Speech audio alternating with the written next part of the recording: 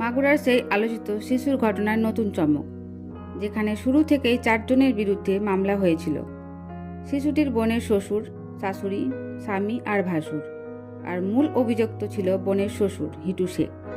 তবে নতুন শুনানিতে জানা গেছে হিটু শেখের 2 ছেলে আদালতে মুখ খুলেছে। তারা স্পষ্ট বলেছে, পুরো ঘটনা আমাদের কোনো হাত নেই, সব কিছুই করেছে আমাদের বাবা, আমরা দোষী নই। এমনকি তারা নাকি আদালতে কান্না করে বলেছে, আমাদের দিয়ে জোর করে সই করানো হয়েছে, আমরা নির্দোষ। এই বক্তব্যে পুরো ঘটনার নতুন মোড় এসেছে।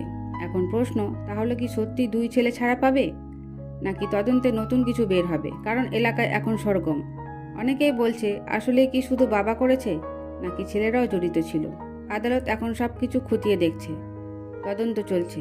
এলাকার মানুষও চাইছে আসল অপরাধী যেন শাস্তি পায়, আর নির্দোষ কেউ যেন সাজা না পায়। আপনি কি মনে করেন, এই 2 জন ছাড়া পাবে?